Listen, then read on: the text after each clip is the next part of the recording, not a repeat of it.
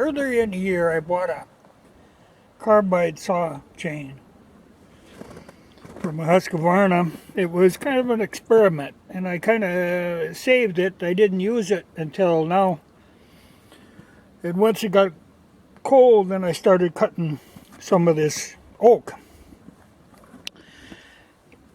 And you know, the idea was kind of an experiment because the chains cost like 3 times more than a regular chain.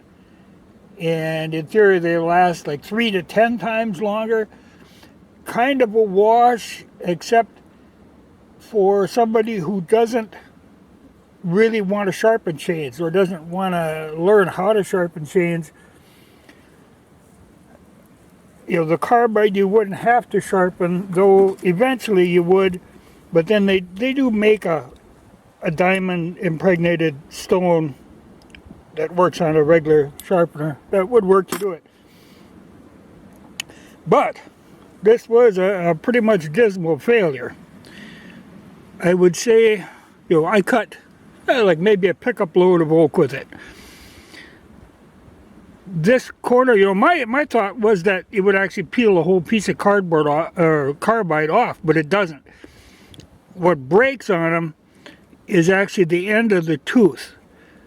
And I would say right now, there's probably 1/4 of them that are chipped off the end. You know, the chain was still cutting, but, you know, with that chunk gone like that, you know, it's just going to go downhill from there. So I'm switching back to my regular chain, though. What I will do is keep this decrepit thing around. You know, big chunks of carbide just come right off it. You know, I would have swore that it would take the whole piece off, but it doesn't. It actually breaks that carbide.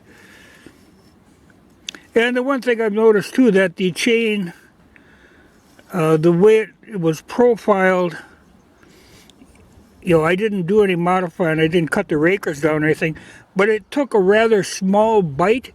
So when you were cutting, it wasn't really throwing chips. It was kind of making a lot of sawdust. But it cut, you know, and even in this condition with a lot of, at least 1/4 of the teeth are gone. Or chipped off, like this, where it just takes that corner off.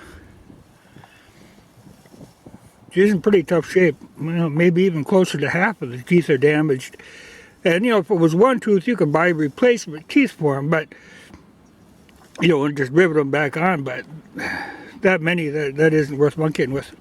So I'll go back to my regular chains again. But I will keep this one around if I ever have to cut any railroad ties or anything. You know, my understanding is they use these in a lot of like rescue situations where you're like cutting through the side of a building with nails and wires and whatnot. They'll do that, but they won't do it for a long time. But for regular wood cutting, no, they're pretty much a waste of money. But it was an experiment. But I know the one time at a saw shop, a guy told me, well, if you're going to cut railroad ties, carbide would be the way to go. But I ain't cutting railroad ties. I'm cutting just clean oak. You know, the only thing unusual is that the wood is cold. You know, I've been below 0, but I don't see how that would make a difference on the chain.